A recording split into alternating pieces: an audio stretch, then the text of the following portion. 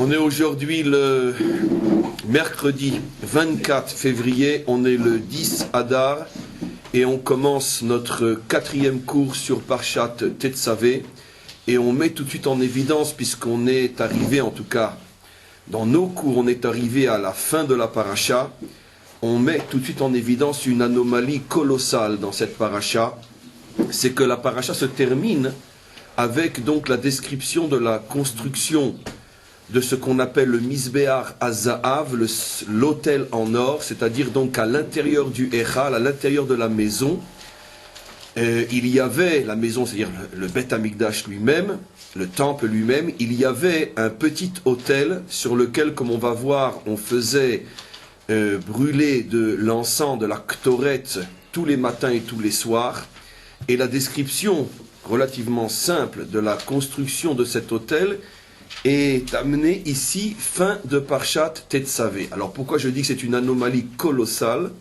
Parce que, comme il s'agit donc d'un ustensile faisant partie des ustensiles du temple, la place de cette description aurait dû être donc dans Parshat Trouma. Rappelez-vous que dans Parshat Trouma, la Parshat de la semaine dernière, nous avons passé en revue la construction donc de tous les ustensiles qui se trouvaient dans le temple, et celui-là n'a pas été cité.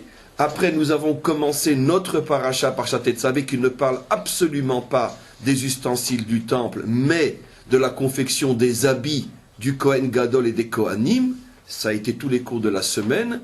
Donc il n'y avait aucune raison de ne pas parler de cet autel-là dans la paracha précédente, où c'était véritablement sa place, et d'attendre la fin de notre paracha qui ne parle pas de ça, mais qui ne parle que des habits, pour tout d'un coup revenir sur un ustensile qui est donc l'autel en or. Alors bien sûr, il y a forcément une attention, car il n'y a que l'homme qui fait des erreurs, Dieu n'en fait pas, et donc cette anomalie est forcément porteur d'un message qu'on va essayer de comprendre, et le message, on le devine déjà. La Torah veut mettre en évidence que cet ustensile est différent des autres, et il a un lien fondamental avec les habits du Kohen, comme on va mettre en évidence. Alors, on va lire quelques versets pour s'imprégner de ce passage-là. On est dans le chapitre 30, les derniers versets de la paracha, verset 1.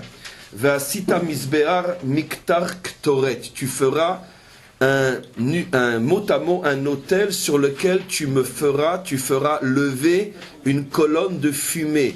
Kitor, c'est de la fumée. Ktoret veut dire fumée. On traduit faussement, comme d'habitude, et comme on le fait généralement, c'est-à-dire de traduire faussement, on traduit faussement le mot ktoret par de l'encens. C'est une erreur grave. Le mot ktoret veut dire tout simplement fumée.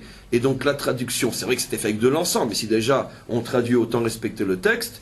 Et donc la traduction est: tu me feras un autel sur lequel tu feras monter une colonne de fumée. Atse shitim, il sera fait donc lui aussi comme tous les ustensiles du temple en bois de folie. Taase oto. Ama orko ve ama rochbo, il aura une amas de long, une amas de large. Raboua, il sera carré. Ve amataim komato mimeno karnotav, et il aura 2 amotes de haut, et il se terminera en haut aux 4 coins par des corps, comment on appelle ça, par des créneaux, on avait appelé ça des créneaux, comme dans une muraille en haut.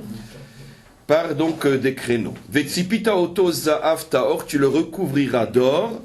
Et gago vet kirotav, son toit et ses murs, saviv vet karnotav et ses côtés. Ve'asita lozer za'av saviv, et tu lui feras une couronne. Je m'arrête là. Rashi dit: tu lui feras une couronne.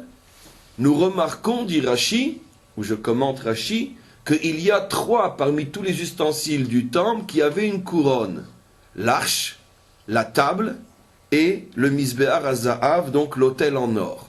Rashi dit: les 3 couronnes font allusion aux 3 dimensions, on pourrait dire, particulières à l'intérieur du peuple juif.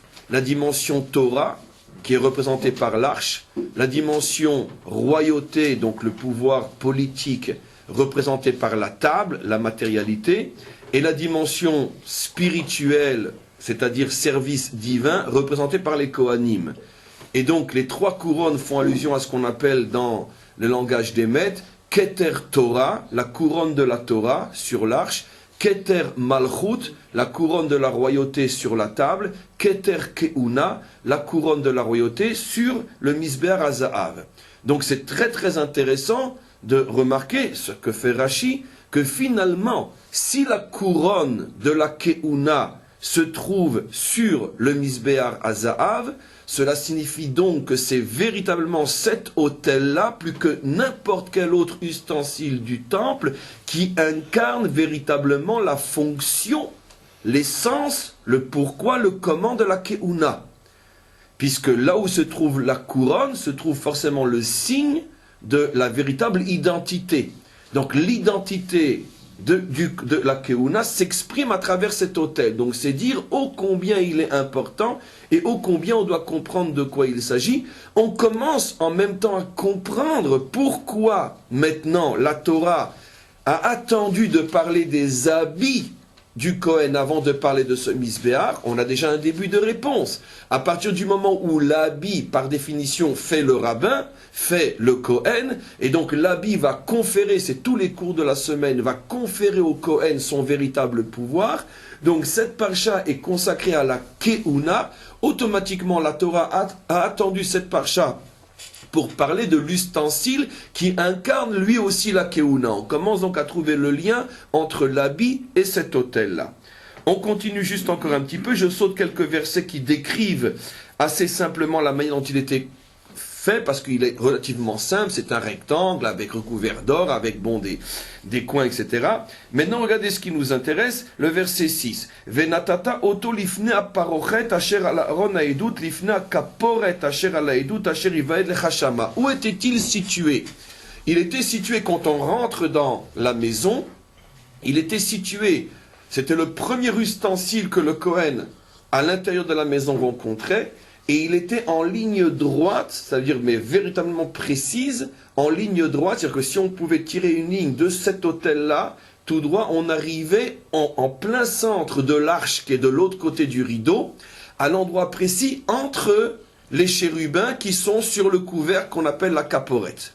Donc il y avait une intention de le mettre véritablement en ligne droite, en correspondance avec ce qui se cache derrière le rideau, qu'on appelle la parochette, et ce qui se cache derrière la parochette, c'est bien sûr l'arche. Là aussi, il semblerait qu'il y a donc nécessairement un lien entre la Torah, ou l'arche qui se trouve de l'autre côté du rideau, à l'intérieur du rideau, et le Misbéar Hazahav qui se trouve à l'extérieur, qui est le premier ustensile. Vous remarquerez qu'il y a effectivement une forme de correspondance, puisque l'autel est le premier ustensile que l'on rencontre quand on rentre, l'arche est le dernier ustensile que l'on rencontre quand on rentre, et en plus caché derrière un rideau, et les deux sont sur la même horizontale, la même ligne si vous voulez.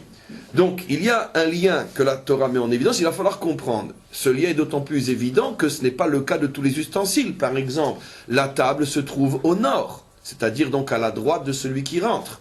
La menorah se trouve complètement à gauche, c'est-à-dire au sud de celui qui rentre. Si vous avez la disposition du temple, vous savez donc que l'arche se trouve à l'ouest, l'entrée est à l'est, on rentre par l'est, et on a à sa droite le sud, et on a à sa gauche le nord. Donc, les deux ustensiles qui sont la table et la menorah sont volontairement déplacés et non en face de l'arche. Par contre, cet autel-là est véritablement en face de l'arche. On continue, et le verset dit « Veiktir alav Aaron, ktoret samim baboker beitivo et anerot yaktirena » Et Aaron donc faisait lever cette fumée tous les matins, ou be'alot Aaron et anerot ben arbaim yaktirena, et de même, au moment où Aaron allumait la menorah le soir, on refaisait monter cette fumée sur le misbéar. Donc, quand était-il allumé? Le matin et le soir, et à chaque fois à un moment lié à la menorah. Pourquoi? Parce que le matin, Aaron nettoyait les bougies qui avaient, enfin les verres qui avaient donc brûlé toute la nuit. Il fallait donc enlever la mèche, nettoyer l'huile, etc. Le matin, c'était nettoyé. Au moment où Aaron nettoyait le matin, il allumait le Misbéar Hazahav, et le soir, il venait allumer la menorah, il réallumait le Misbéar Hazahav. Donc à chaque fois, la Torah met en évidence que, on peut dire, le service lié à cet autel est lié à la menorah. Donc on voit que finalement cet autel est lié à plusieurs choses. Il est lié aux habits des Kohanim, puisque c'est lui la couronne de la Keuna. Il est cité dans la paracha des habits. Il est lié à l'arche, puisqu'il est en face de l'arche. Il est lié aussi à la menorah, puisqu'on l'allume le matin et le soir à un moment où on s'occupe de la menorah. C'est beaucoup de choses à voir, et que Dieu fasse qu'on arrive à voir ne serait-ce qu'une goutte de l'océan de toutes les notions qu'on a rapportées jusqu'à présent. Alors on va commencer tout de suite. Rashi explique sur l'expression ktoret, miktar ktoret, comme j'ai dit, il dit kitor ashan, une colonne de fumée. Et donc, Rashi met tout de suite en évidence que la véritable mitzvah, c'est de faire de la fumée. Et j'insiste bien, effectivement, on le voit surtout le jour de Kippour, où là, on le sait, la Mishnah, le Talmud et déjà dans la Torah, on insiste lourdement pour dire que tout le Kodesh HaKodashim, tout le Saint des Saints était complètement enfumé, au point qu'on ne voyait plus rien. On mettait donc on pourrait dire un encens très particulier qui enfumait véritablement la pièce, et c'est seulement lorsque toute la pièce était enfumée et que le col était dans cette fumée qu'il sortait.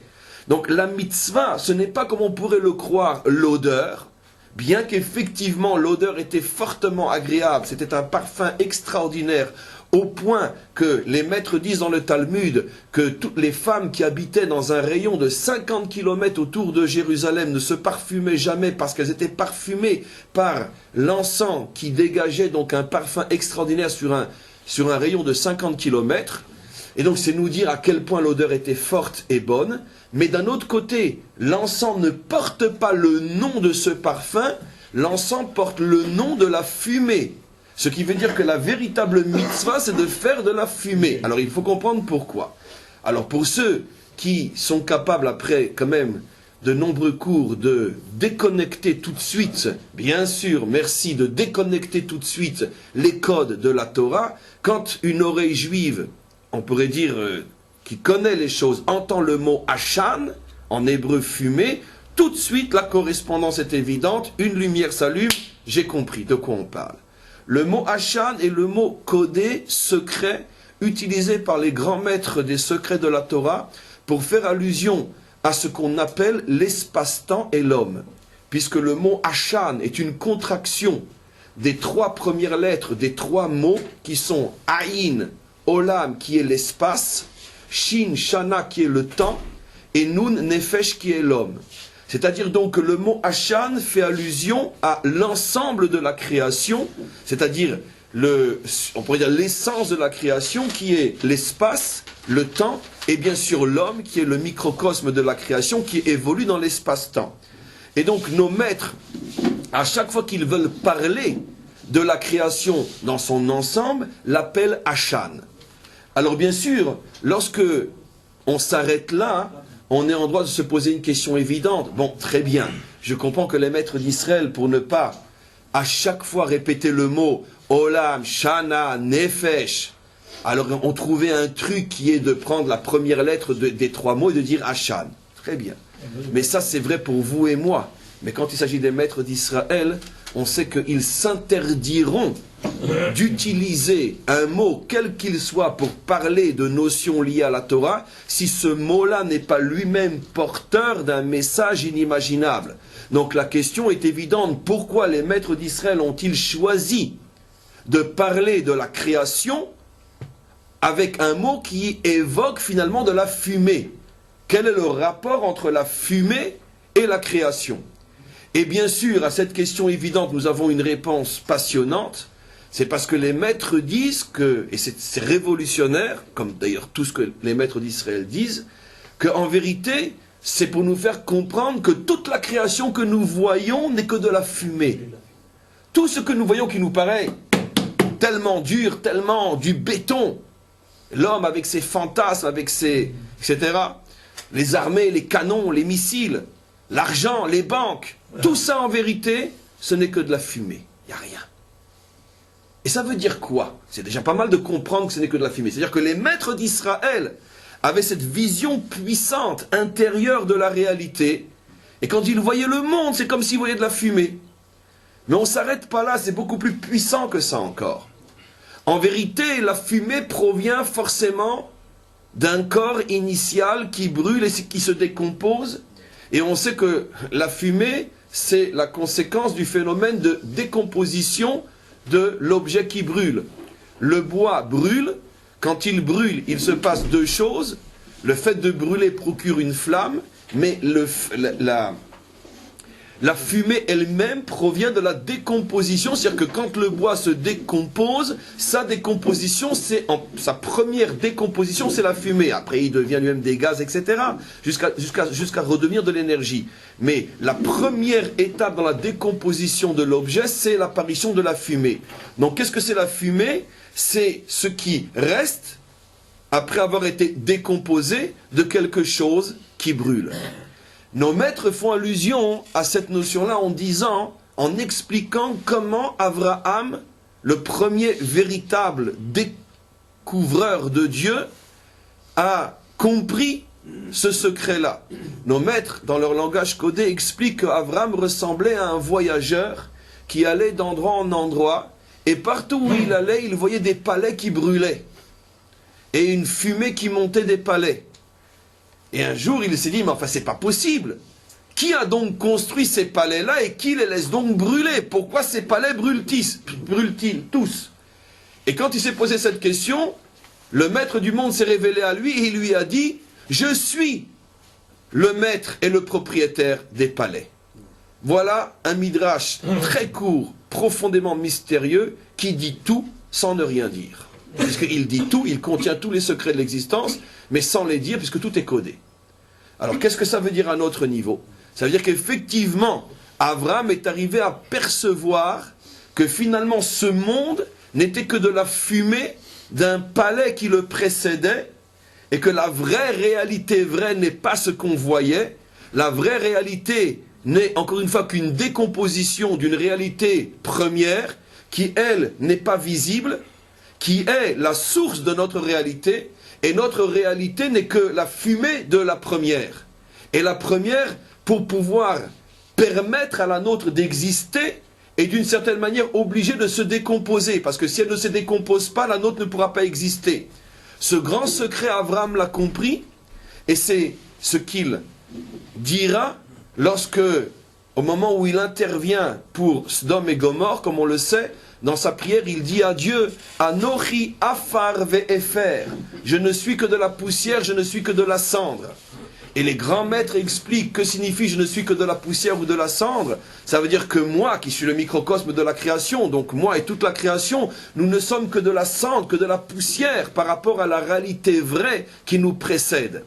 Et donc, c'est de cette manière que Abraham a découvert Dieu. Il est sorti, on peut dire, de l'illusion de la fumée, et il a essayé de remonter à la source et de comprendre ce qui se cache derrière. Avant qu'il ne soit trop tard, peut-être, c'est peut-être ça aussi, quand je dis peut-être, je suis sûr, c'est sans doute ce que nos maîtres veulent nous faire comprendre en disant que la première réalité est en train de se décomposer, c'est-à-dire que si personne n'éteint le feu, ça va être la catastrophe. Ça veut dire que si on continue à vivre dans ce monde en imaginant que c'est le seul, et que ce monde, alors qu'il n'est que de la fumée, c'est la solidité qu'on lui confère, à ce moment-là, l'autre, le vrai, va continuer à brûler, et puis finalement, il ne restera plus rien. Parce que quand il n'y aura plus rien à brûler, qu'est-ce qui se passe quand un bois a fini de brûler? Même la fumée disparaît. Et donc c'est comme si en vérité, la Torah voulait nous transmettre ce message. Faites attention, parce que si vous continuez à penser que la fumée est vraie, un jour viendra où il n'y aura plus rien du tout. Et donc Abraham, c'est finalement le premier pompier de l'histoire. Il est venu éteindre le feu. Maintenant, vous comprenez, mes amis, pourquoi la Torah est comparée à l'eau? En maïm et la Torah. Oui, la Torah, c'est comme un puzzle. La Torah, c'est extraordinaire. Quand on en tient un, on en tient deux. Quand on en tient deux, on en tient trois. Ça veut dire quand on commence à comprendre par où rentrer, tu passes partout. Tu te rends compte que toutes les notions dont parlent les maîtres font partie d'un puzzle inimaginable. Et avec les semaines, les mois, les années, toute une vie, tu reconstruis le véritable message de l'existence, qui est la Torah. Et donc je reviens maintenant à ce que j'explique. Bien sûr, la Torah s'appelle Maïm, En Maïm est la Torah, parce que le but d'un juif, c'est de jeter de l'eau sur ce feu. Ça veut dire arrêter de laisser la vraie réalité brûler et arrêtons de vivre dans ce fantasme qui est la fumée. Alors maintenant, on comprend ce qu'était la mitzvah de la Ktoret. N'oublions pas, mes amis, et vous le savez tous, que cette action, ce service est le plus haut service de tous les services que les Kohanim faisaient dans le temple. N'oublions pas, mes amis, que nos maîtres disent qu'un Kohen n'avait le droit de faire ce service qu'une seule fois dans sa vie, tellement il était haut, et pour deux raisons, parce qu'il faut se préparer toute une vie pour le faire une fois, et deuxièmement, pour laisser la chance à tout le monde de le faire au moins aussi une fois. Personne ne pouvait le faire deux fois, sauf le Kohen Gadol. Mais un Kohen normal ne pouvait le faire qu'une seule fois. Et donc c'est un service très très très très haut. On verra encore aujourd'hui que deux l'ont fait alors qu'ils n'étaient pas aptes à le faire. Ils ont été brûlés sur place, comme on le sait. C'est Nadav et Avihu, comme on peut le voir encore aujourd'hui. C'est lié à la Ktoret, bien sûr. Et donc c'est quelque chose qui est très très très haut, ce service. Le Zohar, la Kabbalah explique que ce que aucun service au monde ne peut faire, ce service-là peut faire. Ce service-là arrive à remonter jusqu'à la source première de la création, puisque c'est exactement ce qu'on est en train d'expliquer. J'explique maintenant. Quand le Kohen apportait l'encens le soir et le matin, ça veut dire au moment où qui symbolise le temps, l'histoire, puisque c'est le changement du temps, soir, matin, vaïere, vaïboker, il fut soir, il fut matin, premier jour, deuxième jour, etc. À ce moment-là, le Kohen apporte l'encens. Et qu'est-ce qu'il montre à ce moment-là? Il montre par ce service que toute la réalité dans laquelle nous vivons n'est qu'une fumée. Et que justement, que tout le travail de l'homme, c'est de prendre conscience que tout n'est que fumée pour justement arriver à l'essence, à la source, à la racine du monde, qui est ce qu'on appelle le monde à venir. Le monde à venir, c'est ce monde qui est la source d'une autre.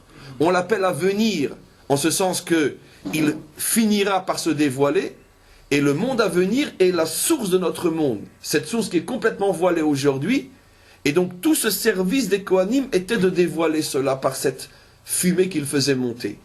Et donc, on comprend maintenant pourquoi c'est sur cet autel qu'il y a la couronne, pour bien nous faire comprendre que de tous les services pratiqués au temple par le Kohen, celui qui véritablement incarne la force, le pouvoir, le rôle du Kohen, c'est celui-là.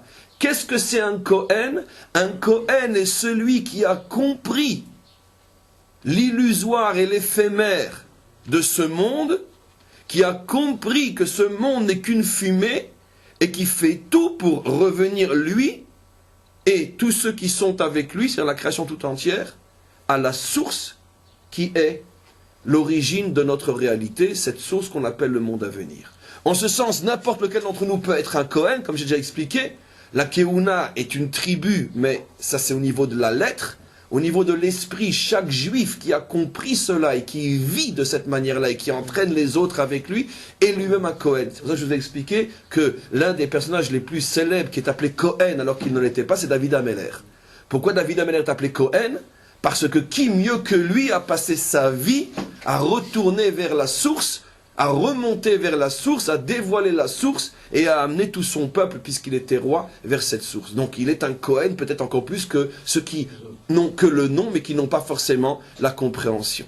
Alors bien sûr, les Kohanim on pourrait dire, ont une aptitude spirituelle particulière, ils ont des gènes spirituels particulières, comme on le sait, qui leur permet, avec un minimum de travail, d'arriver à cela plus que quelqu'un qui n'est pas Kohen.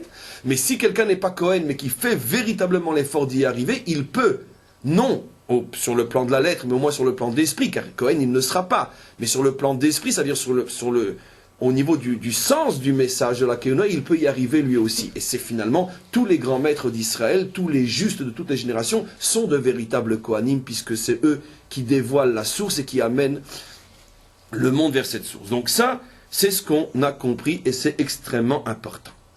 Alors maintenant, vous allez comprendre pourquoi le nombre d'encens, je ne sais pas, c'est pas des encens, enfin peu importe, je ne sais pas comment on pourrait les appeler, le nombre d'herbes qu'on brûlait au moment de ce service-là était de combien? De 11. comme l'enseignent nos maîtres, il y avait Yud Aleph 11 Samamane Aktoret, les 11 herbes de la Ktoret. Et pourquoi 11? Et pourquoi pas 13? Et pourquoi pas 5? Et pourquoi pas 10? Alors là aussi, de la même manière que l'oreille réagit tout de suite au mot Hachan, elle réagit tout de suite au chiffre 11. Qu'est-ce que c'est le chiffre 11? On sait que le chiffre 11, justement, représente l'ensemble de la réalité vraie, c'est-à-dire sa source et son rayonnement. Puisque notre monde a été créé avec quel chiffre? Le chiffre 10. Ben oui, les 10 paroles de la création, les 10 commandements, les 10 makot, etc. Le chiffre 10, comme on le sait, est le chiffre qui représente notre monde. Les 10 paroles de la création, qui vont après se transformer en 10 commandements. Nous sommes dans ce monde régi par le chiffre 10. Alors, que représente le chiffre 11? Ben, il représente cette dimension première, la 11e, qui est en vérité la première, qui est la source des 10 autres. Ce qui est extraordinaire, c'est que comment on dit en vérité 11 en Hachan HaKodesh? Ahad, Asar. 1, 10. C'est intéressant. En français, on l'entend parce que c'est 11. Comment on dit en anglais 11? 11. Et bon, on ne l'entend pas non plus. 1, 10. En hébreu, c'est extraordinaire. Il n'y a pas de mot pour dire 11. On dit 1, 10. Or, le mot Echad, c'est le mot source. C'est l'un, l'unique. Et donc, que signifie 11? Echad, Asar. C'est-à-dire les 10 rayonnements qui sont sortis du 1. Le multiple qui est sorti de l'unité. Ce jour-là, Dieu sera un et son nom sera un. Dieu est la source première qui est une et indivisible.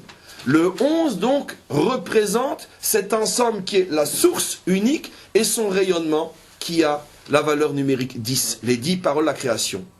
Et donc, on comprend que les 11 herbes utilisées font allusion à cette notion qu'en vérité, l'ensemble de la création, c'est une source unique qui est Dieu, qui s'appelle un, et ce qui émane de cette source qui est 10. Mais attention, si tu ne prends pas conscience de la source, si tu coupes le 1 du 10, alors le 10 se transforme en fumée, tout brûle et il ne va rien rester.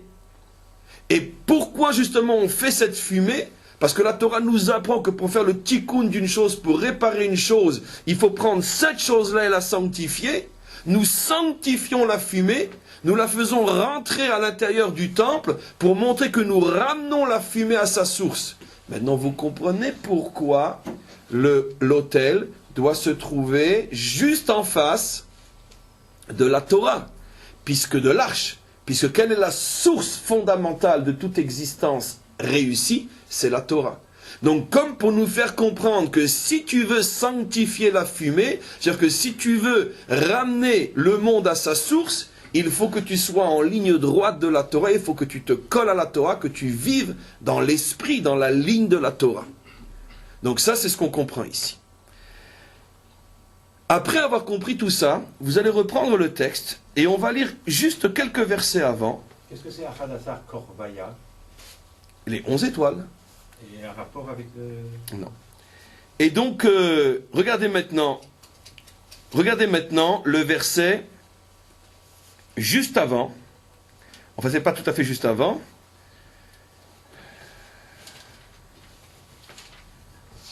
Je sais pas la bonne page. Regardez, oui. Donc, on est dans le chapitre juste avant.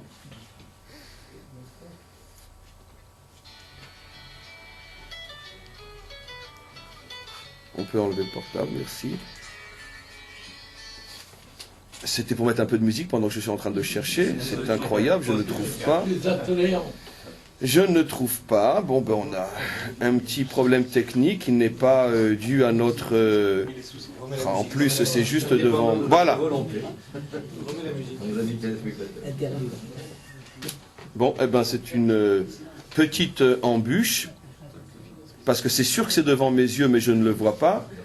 Mais ce n'est pas grave. En tous les cas, juste avant ce passage-là, si quelqu'un veut nous sauver et chercher, on a commencé, nous, le premier verset du chapitre 30, et dans les 4 ou 5 versets qui précèdent, se trouve le verset que je vais maintenant citer, et c'est un véritable miracle, je n'arrive pas à le retrouver. C'est un miracle parce que c'est irrationnel, tellement c'est devant les yeux et je ne le vois pas, mais c'est pas grave. Je l'ai trouvé, c'est bon. C'est 3 versets avant. Donc quand le bon Dieu ne veut pas donner, il ne donne pas. Et une petite embûche comme cela vous montre que quand ça marche, ça vient pas de nous, ça vient d'en haut. Parce que des fois, ça marche tellement bien qu'on se dit, bon, bah, c'est normal. Alors de temps en temps, le maître du monde nous rappelle que tu tiens entre mes mains et ne fais pas le malin. Si je veux, avec tes yeux, tu vois rien. Donc quand ta bouche s'ouvre, c'est parce que je veux bien qu'elle s'ouvre. Quand tes yeux voient, c'est parce que je veux bien. En dehors de moi, tu n'existes pas. Tu n'es que de la fumée. Eh bien, ce qui vient de se passer, je ne l'ai pas fait exprès, est une illustration parfaite de secours. D'accord. Le Rav Dinovitch, ainsi que tous les rabbanim et les élèves et le monde, nous ne sommes que de la fumée, nous n'existons pas, nous ne sommes rien. Et je peux avoir un verset devant les yeux, et si je ne dois pas le voir, je ne le verrai pas. D'accord. Je reviens maintenant sur ce fameux verset. Prenez le verset 42 juste avant. On se tait maintenant. Verset 42 juste avant. Le verset dit, Olat tamid le dorotechem. Vous m'apporterez donc un korban, un sacrifice permanent dans toutes vos générations, les générations où il y a le temple. Petar Oel Moed, vous l'amènerez à l'entrée du temple. Lifne Hachem, devant Dieu. Je traduis pas, enfin je passe parce que c'est pas ce qui m'intéresse pour l'instant. Asher Ivaed Lachem Shama, là où j'ai décidé de me montrer à vous, donc là où la présence divine réside. Shama ledaber Sham Elecha, c'est là-bas que je te parlerai. Regardez maintenant ce qu'il dit le verset 43. Venohadeti Shama libne Israël. Et c'est à cet endroit, donc dans l'endroit du temple, que je me ferai connaître aux enfants d'Israël. Venikdash birvodi, et je serai sanctifié birvodi dans ma gloire. Verset très lourd, mais c'est comme ça. Bon. Ça, c'est ce que dit le verset. Au moment où je me ferai connaître, je me sanctifierai de gloire. Maintenant, Rashi rapporte l'explication bien connue qu'en vérité, la traduction que j'ai apportée n'est pas la bonne. Parce que le verset ne dit pas « je me sanctifierai dans ma gloire », mais « venigdash birvodai » je me sanctifierai grâce ou au travers ou par ceux qui m'honorent, ceux qui me font du kavod, ceux qui me font du kavod. « Venigdashti birvodai » je serai sanctifié par ceux qui parle de ma gloire. Et qu'est-ce que cela veut dire? Rashi dit qu'à ce moment-là, Dieu a fait allusion à Moshe à quelque chose qui allait se passer au moment de l'inauguration de ce fameux temple portatif, ce fameux tabernacle, car nous le savons, dans Parshat Shmini, la Parshat du 8e jour, le 8e jour où a été inauguré le temple, les 2 enfants de Aaron ont pris la Ktoret, sont rentrés pour apporter la Ktoret, et à ce moment-là, un feu est sorti et les a dévorés, les a brûlés. Et à ce moment-là, on le verra donc dans X parashiot, Moshe dit à Aaron, d'abord Aaron se tait, Vaïdom Aaron, c'est une magnifique parasha qu'on verra en son temps, Aaron se tait, et quand Moshe voit Aaron se taire, il comprend la grandeur de Aaron et donc la grandeur de ses enfants, et il dit, maintenant je comprends ce que Dieu m'avait dit, mais Moshe va le dire d'une manière un petit peu différente. Au lieu de rapporter le verset tel quel, Venigdashi birvodai, je serai sanctifié par ceux qui m'honorent, le verset, Moshe rapporte ses propos et dit à Aaron, Bekrovai Kadesh, que Dieu se sanctifie grâce à ceux qui sont proches de lui. Au lieu de dire birvodai, ceux qui m'honorent, Bekrovai, ceux qui sont proches de moi. Et ces 2 versets en vérité disent la même chose, que selon Rashi, donc l'explication réelle du texte, que Moshe dit à Aaron, sache que Dieu m'avait déjà prévenu, mais je n'avais pas compris jusqu'à ce que malheureusement ça se passe. Dieu m'avait prévenu que ce temple serait d'une certaine manière inauguré par une action où Dieu se sanctifierait au travers de ceux qui sont proches de lui et qui l'honneur. Et c'est ce qui vient de se passer. Tes 2 fils, qui étaient, on pourrait dire, la gloire vivante de Dieu. Moshe dira à Aaron, comme l'explique Rashi, tes 2 fils étaient plus grands que toi et moi. Tes 2 fils qui étaient, on pourrait dire, l'honneur vivant de Dieu sur terre, et qui étaient si proches de Dieu, par leur mort, ils ont permis que Dieu soit sanctifié. Alors, ne me tombez pas dessus, toutes vos questions, je les connais déjà d'avance et je vais les poser pour vous. Alors, s'ils sont plus grands que Moshe et Aaron, pourquoi ils meurent? C'est drôle manière de se sanctifier. De quoi on parle ici? Alors, on va expliquer, ne vous inquiétez pas. Mais en tous les cas, le texte est le texte. Ici, la Torah prévient qu'il y a une sanctification de Dieu qui est faite par ceux qui l'honorent. Ceux qui l'honorent font allusion donc à Nadav et Avihu, qui étaient très très proches de Dieu, et par leur mort, il y a eu une sanctification. Et ça devait passer par eux, et il semblerait que sans eux, on n'aurait jamais compris ce que signifie véritablement la notion de sainteté. Et comme l'expliquent les maîtres, c'est la mort de Nadav et Avihu qui a permis d'enseigner au monde ce qu'est la sainteté. Et on remonte ici à la source de la sainteté et comprendre justement ce qu'elle est. Mais on va le comprendre comme énormément de choses dans l'existence, par l'erreur, par le coup, par, on pourrait dire, la chute qui permet de mieux comprendre. Selon l'expression connue des maîtres, la Torah fait partie de ces choses qu'on ne comprend qu'après avoir trébuché, comme il est dit, Dvarim she'en adam homed alehem elaimken nirshal bo. Il y a des vérités que tu ne peux comprendre que si tu as d'abord trébuché. Mais justement, le fait que tu trébuches est la preuve que tu es grand. Parce que ceux qui ne trébuchent pas sont ceux qui ne, bien sûr, ne cherchent pas la vérité comme on le sait. Mais le chemin de la vérité est parsemé d'embûches. Et le fait justement que eux, ces enfants-là, ont trébuché sur cette vérité, c'est la preuve qu'ils étaient grands. Parce que dit Moshe à son frère, toi et moi, on l'a pas cherché cette vérité, donc on risquait pas de trébucher. Eux, ils l'ont cherché, ils ont trébuché, mais le fait qu'ils trébuchent, c'est le fait qu'ils sont grands. Comme dit le verset, Shiva Yipol Tzadik Vekam. 7 fois le juste tombe, mais il se relève. Le juste n'est pas celui qui ne tombe pas. Le juste est celui qui arrive à sublimer ses chutes pour finalement se relever. Et donc ces deux fils-là, par leur chute, ont d'abord eux-mêmes intégré totalement ce qu'est la sainteté et ont dévoilé au monde ce qu'est la sainteté. Et c'est lié à l'actorette, et je vais maintenant expliquer qu'est-ce qui s'est passé. Nos maîtres disent dans leur langage hyper codé que l'erreur, le trébuchage de ses fils, l'erreur était qu'ils n'étaient pas mariés. Ils sont rentrés au temple pour apporter la Ktorette non mariés. Ils étaient célibataires. Et c'est pour ça qu'ils ont été brûlés. Les commentaires se posent deux questions. Qu'est-ce que ça veut dire ? Et puis, pourquoi ça plus qu'autre chose? C'était pas la première offrande qu'ils apportaient au temple. Ils en avaient déjà apporté des dizaines. La preuve, pendant les 7 jours qui précédaient, et on le voit dans des dizaines de parachiotes, pendant 7 jours, les enfants de Aaron non mariés font tous les services possibles et inimaginables dans le temple. C'est vrai, sauf celui-là. Mais tous les autres, oui. Pendant 7 jours.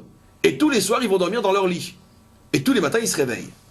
Donc, pourquoi le fait de ne pas être marié va être un obstacle pour ce service plus que pour un autre? Alors bien sûr, on comprend, et c'est fabuleux. Et on comprend en quoi c'est lié à la Ktorette, et on comprend en quoi c'est lié à la sainteté. Parce que justement, puisque tout ce service, celui de la Ktorette, correspond à remonter à la source première, à comprendre que la vraie réalité, ce n'est pas ce qu'on voit, et que le vrai monde, celui qui est à venir, le vrai, solide, réel, éternel, n'est pas celui qu'on voit, et que bien au contraire, tout celui qu'on voit, tout ce qu'on voit, ce n'est que fumée, illusion, etc., etc., etc. Et bien, une fois que j'ai dit tout ça, le risque de vivre comme un moine sur sa montagne, avec les yeux béants vers le ciel, et dire « Mon Dieu, sauve-moi », le risque est tellement énorme que finalement, on risque de glisser sur ce que je viens de dire comme une peau de banane et se dire, puisque ce monde n'est que fumée, finalement les moines tibétains ont raison. D'accord ? Ils ont raison dans beaucoup de choses, ils ont raison dans énormément de choses, mais pas dans cette chose-là. Donc les moines tibétains ont raison. Les prêtres, les moines, les curés, tout ce que vous voulez, tous ceux qui ont compris, et chez nous aussi, les Havdil, tous ceux qui vivent un judaïsme fort, puissant, mais déconnecté du monde, tout cela, finalement, apparemment, ils peuvent s'appuyer sur le service qui est le plus haut de tous, qui est la Ktorette. Qu'est-ce que dit la Ktorette? La Ktorette dit, ce monde n'est que fumée, ce monde n'est qu'illusion, la vraie réalité vraie, elle n'est pas là. Elle est la source de la nôtre. Et celle-là, c'est la seule qui sera éternelle. Eh bien, entre ça et dire mon royaume n'est pas de ce monde, il n'y a qu'un cheveu sur la tête à Matthieu.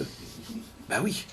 Entre ça et vivre toute sa vie avec un dégoût et un désintérêt total de ce monde, entre ça et vivre toute sa vie dans une page de Gemara et penser que toute la vie se trouve là, et puis le monde qui m'entoure ne m'intéresse pas, entre ça et être un charlatan mécouval et s'amuser à faire de l'alchimie kabbalistique toute sa vie, et puis complètement se déconnecter du monde, entre ça et tout ce que je viens de dire, il n'y a qu'un cheveu sur la tête à Matthieu. Donc comment éviter ce danger-là? Eh bien, cette erreur, mais parce qu'ils étaient grands, cette erreur, c'est l'erreur qu'ont fait les enfants de Aaron. C'est peut-être se marier par la suite, c'est peut-être pas une erreur. Mais tant que t'es pas marié, ne le fais pas. Et peut-être oui, mais maintenant tu ne l'es pas, donc tu ne peux pas faire ça. Il le savait, ça. Ben non, ils ne le savaient pas. Parce que nous, on le sait, parce qu'eux, ils l'ont vécu.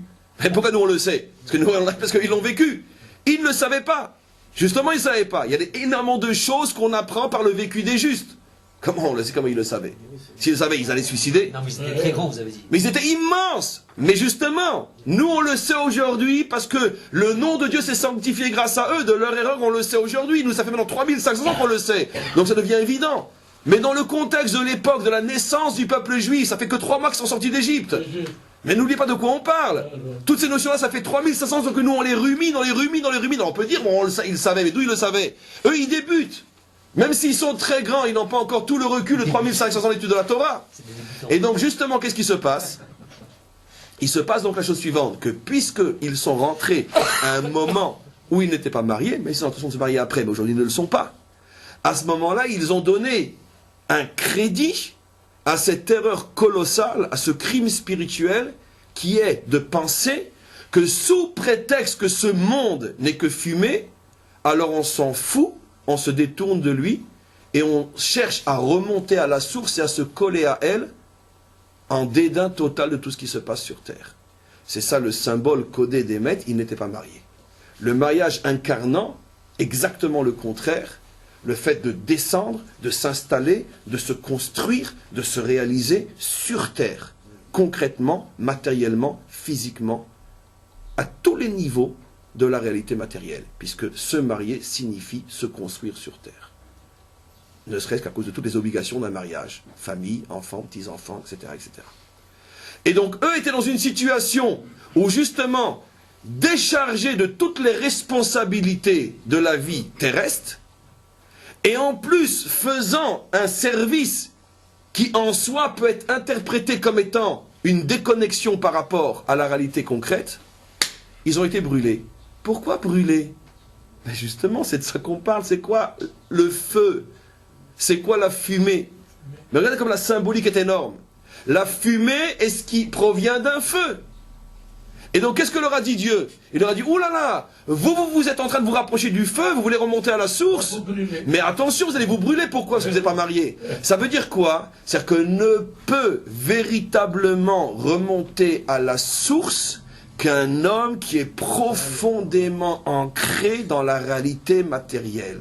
Donc les moines tibétains, donc les curés, donc les prêtres, donc les rabbins, etc., peu importe, tout celui qui veut se créer une relation avec Dieu en dehors de ce monde, se fait brûler par le Dieu qu'il croit servir. Il ne te loupera pas. Pourquoi? Parce que ce n'est pas ça ce que tu dois comprendre du service de l'actorette. C'est vrai que le service de l'actorette nous rappelle qu'il faut faire attention à l'illusion de ce monde, mais c'est pas parce que ce monde est une illusion qu'il faut lui tourner le dos et chercher un paradis perdu dans l'opium de la religion. C'est pas ça. Au contraire, la vérité vraie est de vivre dans ce monde, de se marier, d'avoir des enfants, des petits-enfants, un travail, une vie sociale, une vie politique, une vie économique, avoir véritablement tout ce qui permet à un homme d'être sur terre et en même temps ne jamais oublier que tout n'est que fumée et que la réalité vraie est ailleurs. Je donne un exemple simple. Nos maîtres disent que seul le roi Salomon pouvait dire vanité, tout est vanité. Vous savez pourquoi? Ils disent parce que si un autre l'avait dit, c'est les mots des maîtres, on lui aurait dit espèce d'idiot, ferme-la, toi tu sais ce que c'est la vie pour dire vanité, tout est vanité? C'est les mots des maîtres. On lui aurait dit Rika, en araméen, espèce d'imbécile. de quoi tu parles, toi. Évidemment, quand tu n'as rien dans les poches, facile de dire toutes tes vanités. Mais quand tu es multimilliardaire, quand tu as le pouvoir sur le monde entier, et que rien ne te résiste, que tu as la force, le charme, l'intelligence, l'argent, les moyens, tu as tout, et que malgré tout tu dis tout n'est que vanité, alors ça a un sens. Mais quand tu n'as rien, et que tu dis tout est vanité, non. Ça aurait été un pauvre type, et tu te sers de la religion pour compenser tes manques. Et donc, automatiquement, un instant, automatiquement, c'est pour ça que l'homme parfait est celui qui arrive finalement à joindre les deux bouts, à être en même temps complètement impliqué dans l'histoire concrète, mais en même temps ne pas se laisser bouffer et perturber par l'histoire concrète. Ça veut dire que je suis impliqué, mais en même temps je suis à l'extérieur. Parce que je ne me laisse pas prendre au jeu du prétendu sérieux de ce monde qui n'est qu'une fumée. Vous pouvez tous faire l'expérience, vous verrez que l'humanité se divise en deux catégories, et il n'y en a pas une troisième. Il y a à droite tous les illuminés qui prennent la religion pour leur bonheur. Il y a à gauche tous les malades mentaux qui prennent l'argent et le pouvoir pour le bonheur. Et il y a au milieu, de temps en temps, tous les 450 milliards d'années, un homme qui arrive à être les deux en même temps, et cet homme-là, c'est le modèle de la vérité. Ce service de la Ktoret est le symbole de cette vérité que le monde cherche depuis des millénaires. Ça veut dire, es-tu capable d'allumer la Ktoret? Ça veut dire de prendre conscience, pas le dire, parce que moi je le dis, c'est facile, mais de prendre conscience que ce monde n'est que de la fumée, et en même temps être complètement impliqué dans la réalité de ce monde. Comme c'est absolument impossible ensemble, même sur le plan mathématique et logique, si tu arrives à le vivre, tu es l'homme parfait. Cet homme parfait, on en a eu plus ou moins un dans l'histoire, c'est toujours le même, on le sort à chaque fois, on le décongèle, on le monte, c'est David, notre roi, comme on le sait, l'homme parfait qui est le plus grand mystique de tous les mystiques et le plus grand guerrier de tous les guerriers, un homme qui est complètement envolé dans le divin et qui est en vérité un dirigeant hors pair, un homme qui arrive dans un même corps à rentrer deux univers à ce point en contradiction. C'est le modèle fondamental, c'est pour ça qu'on l'appelle Chai Vekayam, celui qu'on veut faire vivre dans toutes les générations. Et c'est la préfiguration à ce que sera le Mashiach, un homme qui a, comme selon l'image de l'échelle de Jacob, la tête dans le ciel mais les pieds sur terre. Et donc eux qui n'étaient pas mariés pouvaient tout faire sauf ça. Parce que sinon, l'erreur de transformer la religion en bouddhisme est évidente. Puisque toutes les religions sont une forme de bouddhisme jusqu'à aujourd'hui. C'est simplement un problème de plus ou moins. Mais le bouddhisme est le modèle fondamental de toutes les religions fausses. À partir du moment où le croyant s'imagine que la vraie vie est ailleurs, à ce moment-là, tout simplement, c'est du bouddhisme. Et donc toutes les religions, d'une certaine manière, sont fausses. En tout cas, sur ce point-là, car c'est bien sûr pas général, dans chaque chose dans ce monde, il y a des parcelles de vérité, y compris dans le bouddhisme, mais sur cette notion-là, qui est la déconnexion, c'est un mensonge total, et c'est ce que le texte veut nous faire comprendre. Donc c'est la raison pour laquelle, juste avant qu'on parle de l'actorette, on nous parle, 3 versets avant, celui que je n'arrivais pas à trouver, on nous parle de la mort, on fait une allusion à la mort des enfants de Aaron, pour bien nous faire comprendre, attention, il y a la vérité et son contraire. C'est vrai, mais attention, comment tu vas le vivre. Maintenant on comprend, et je termine, presque, le lien avec les habits des Kohanim. Et ça, c'est peut-être la couronne du cours et de ces cours. Demain, je ne sais pas ce qu'on fera, puisqu'on a tout dit déjà. Dieu est grand, on verra. En tous les cas, on a tout dit. Nous, on a tout dit, parce qu'en fait, on n'a rien dit, il y a encore tout à dire. Mais on ne peut dire que ce qu'on nous autorise à dire. On n'est que la voix de son maître. Et on est, comme dans la chaîne IFI, un chien qui fait wou-wou et qui ne peut dire que ce qu'on l'autorise à dire. En tous les cas, maintenant, quel est le rapport avec les habits des Kohanim? On a hier parlé de la symbolique du chiffre 28. Le chiffre 28, qui est donc le fil, puisque chaque fil avait 28 tresses, le chiffre 28, on a commencé à expliquer hier à quoi il fait allusion, mais l'essentiel, à notre niveau bien sûr, on va le révéler aujourd'hui. C'est que d'après la Kabbalah, la vraie, il y a différentes perceptions du divin auxquelles correspondent différentes manières d'écrire le nom divin. C'est une manière codée, si vous voulez, qu'utilisent les maîtres. Mais eux, ils ont le décodage, et nous un petit peu. Quand on fait allusion à un type de perception, alors on écrit le nom divin d'une autre manière, et entre initiés, on comprend de quoi on parle. D'accord? on se la joue. Maintenant, à notre niveau, ça veut dire quoi? Ça veut dire la chose suivante. Il y a, et je ne vais parler que de celle-là, 3 très très hauts niveaux de perception divine qui correspondent à 3 écritures possibles du nom divin et que chacune d'entre elles fait allusion à quelque chose d'extraordinaire. Selon que j'écris le nom divin tel qu'il est avec ses 4 lettres, Yud, Ke, Vav, Ke, on a déjà fait un cours là-dessus, maintenant je le ramène d'une autre manière. Selon que j'écris le nom divin décomposé une fois, chaque lettre je la décompose une fois. Vous savez que le Yud, je peux l'écrire en toutes lettres, Yud, Vav, Dalet. Le He, je peux l'écrire en toutes lettres, He, Aleph. Le Vav, je peux l'écrire en toutes lettres, Vav, Aleph, Vav. Et le He, Aleph. Première décomposition du nom divin. On a déjà fait des cours entiers là-dessus, je ne vais pas tout répéter, mais c'est facile pour nous.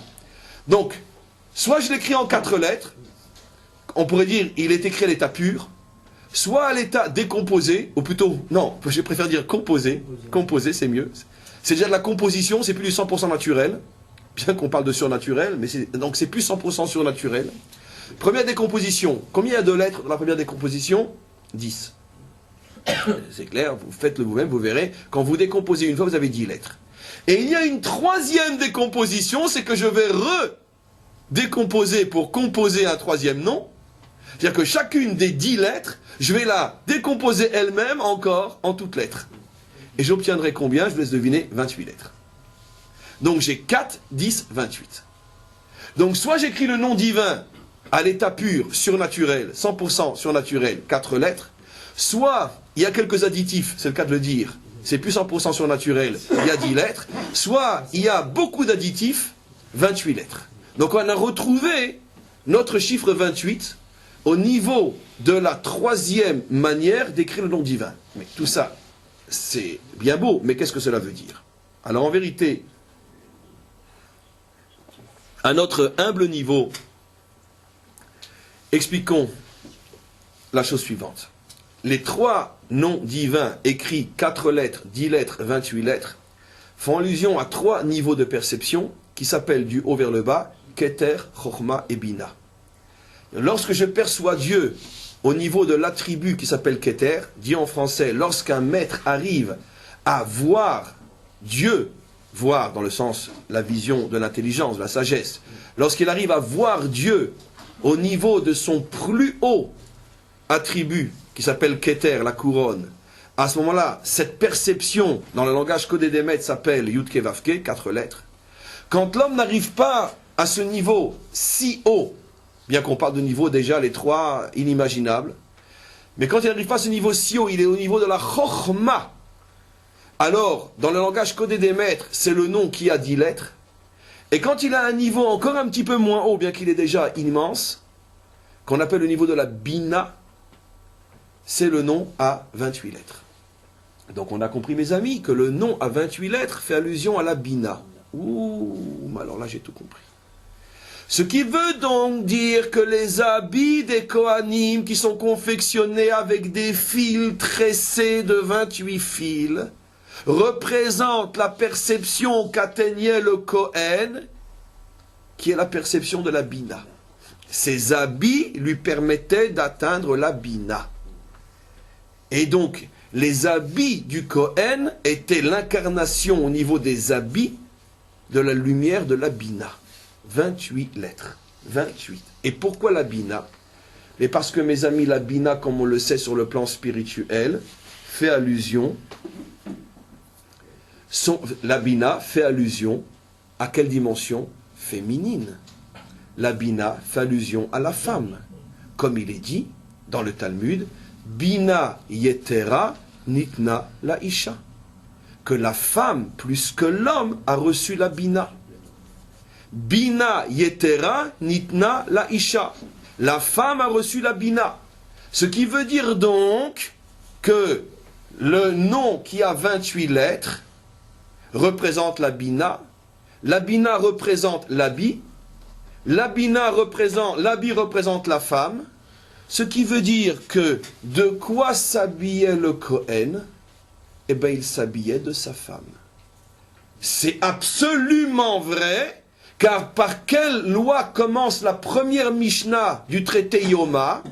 Le traité Yoma qui parle du du service divin dans le temple à l'époque de Kippour par le Kohen Gadol, qui est le service par excellence. D'ailleurs, notre paracha, vous le verrez, termine le dernier verset par le service du Kohen Gadol à Kippour, dernier verset de notre paracha. Comme pour conclure toutes ces parachiotes sur le temple, on termine par Yom Kippour, qui est le jour par excellence du service divin. Par quoi commence la première Mishnah de ce traité-là? Que le Kohen Gadol doit être marié. Et c'est tellement important qu'il soit marié qu'on lui préparait déjà une autre femme. D'accord? Ça a fait rire les imbéciles, mais c'est pas grave. On lui préparait déjà une autre femme, au cas où en plein service, cette femme mourrait, tout de suite il puisse en avoir une autre pour qu'il ne reste pas une seconde sans femme. Et si vous me posez la question, mais alors pourquoi il n'en avait pas déjà 2 ou 3 dès le départ, puisque c'est autorisé dans le contexte biblique? Pourquoi? Parce que le Kohen Gadol est le seul homme juif, même dans le contexte biblique, qui ne peut être marié qu'à une femme. Il y a des raisons très profondes à cela. Mais sous peur que peut-être, va savoir, un accident, peu importe, une seconde, le Kohen sans femme, on lui en préparé une autre. Et les commentaires font remarquer que pourquoi préparer? Si jamais la première meurt, on en trouvera une autre. Non. Il fallait qu'elle soit déjà choisie, aimée, préparée. Il n'y a plus que la bague à lui mettre au doigt. Pourquoi? Parce qu'on ne peut pas imaginer plus que quelques secondes, le Kohen sans femme. Pourquoi? Parce que la Torah insiste pour que la avoda du Kohen se fasse en état marié, puisque c'est ce qu'on est en train de voir, que toute la dimension du Kohen, qui passe par ses habits, toute cette dimension-là, est incarné par la femme. Or maintenant, je ne peux plus répondre à aucune question jusqu'à la fin du cours. Non, c'est fini. Maintenant, donc, on comprend ce qui se passe depuis le début de la semaine. On a expliqué que tout ce que le Kohen pouvait atteindre, il l'atteignait par le mérite de ses habits, qui était donc sa véritable antenne. Et maintenant, à la fin de tous ces cours, on explique que finalement, c'est quoi cet habit? C'est l'incarnation sur le Kohen lui-même de la dimension féminine qui lui permet d'exercer son service. Sans elle, il ne peut pas exister. Vous comprenez déjà que la définition du prêtre dans la Torah est à l'extrême opposé d'autres définitions bien connues, puisque chez les autres, c'est la condition sine qua non de faire vœu de célibat. Chez nous, c'est la condition sine qua non de faire vœu de mariage et de se marier, puisque tu ne peux pas être Kohen sans ça. Donc, on comprend à quel point on a affaire à des mondes qui n'ont aucune conciliation possible. C'est ou l'un ou l'autre. C'est pas possible ensemble. Maintenant, je reviens à ce que j'explique. Donc, l'habit fait allusion à la dimension féminine. Maintenant, on comprend. On a résolu toutes les questions du début du cours. Pourquoi la Torah a attendu de nous parler du Misbéar et de la Ktoret dans cette paracha-là, alors que tous les ustensiles sont décrits dans la paracha précédente? Parce que justement, dans cette paracha où on parle des habits, et les habits font allusion à la femme, dans cette paracha on parle du Misbéar qui fait allusion à la Ktoret, dans cette paracha on parle de la mort future des enfants de Aaron, parce que toute la paracha tourne autour de la même notion. Il n'y a pas d'élévation spirituelle, il n'y a pas de service divin sans femme. Ce qui veut dire quoi concrètement? Ce qui veut dire que la condition sine qua non pour pouvoir être un véritable homme de Dieu, que Dieu me pardonne pour cette phrase idiote, mais pour pouvoir mieux comprendre, la condition sine qua non pour être un homme de Dieu, c'est d'être profondément et solidement enraciné dans la réalité la plus concrète, représentée par l'épouse, qui devient mère, qui devient famille, etc. Et donc, qu'est-ce qu'est la Bina? Qu'est-ce qu'est la Bina? La Bina est donc, quand je dis que la Bina est la lumière féminine, qu'est-ce qu'est la Bina? La Bina est en vérité une lumière très très haute, et je termine. Tel que je l'ai décrit, et je l'ai fait exprès, on a l'impression que le nom divin, en se décomposant ou en se composant, va en descendant. Puisqu'on parle de Keter, après on a Hormon, la Bina. Et j'ai expliqué, Bina, c'est la dimension féminine. Mais en vérité, la Bina est dans sa racine la plus haute des sphiras, puisque d'après le langage de la Kabbalah, mais au moins que votre oreille ou votre âme l'entend au moins une fois, même si nous ne comprenons pas ce que ça veut dire, la Kabbalah explique que la Bina, sa racine, c'est Pnimiut Atik. Il faut que l'âme l'entende parce que ça la sanctifie en tant que telle, d'entendre des notions profondes.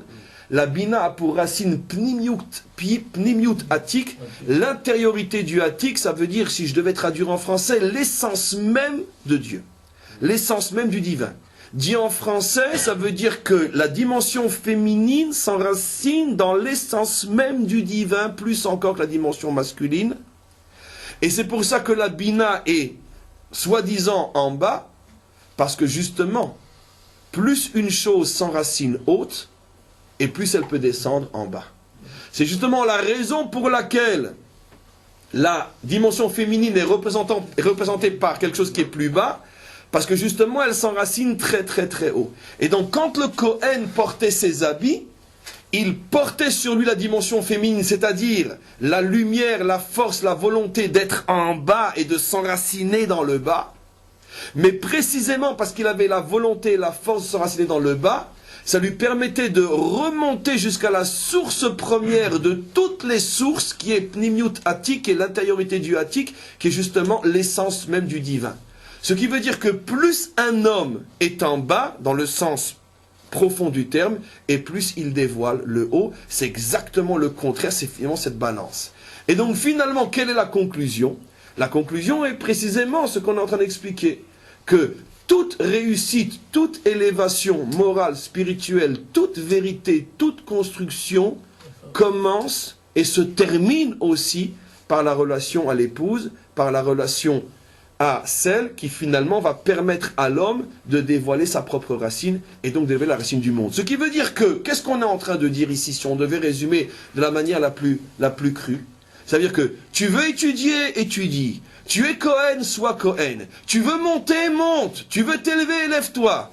Mais une chose est sûre, si entre toi et ta femme ça ne marche pas, tu es un zéro nul fini. C'est-à-dire que tout passe en vérité par elle. Et si ça ne marche pas avec elle, tout le reste, c'est le fantasme, l'illusion de la religion opium. Et c'est pour ça que dans toutes les fausses religions, on ne se marie pas. Pourquoi? Parce que justement, comme on est dans le mensonge absolu et qu'on a peur de la vérité, on fuit celui qui peut nous ramener à notre véritable dimension, c'est-à-dire la nullité totale.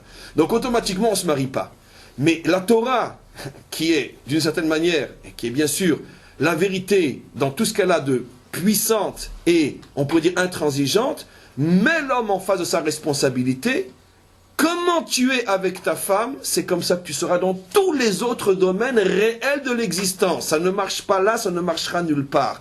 Donc, c'est là qu'il faut investir. Et on comprend encore une fois, et je termine, pourquoi la Torah consacre toute une paracha aux habits des Kohanim.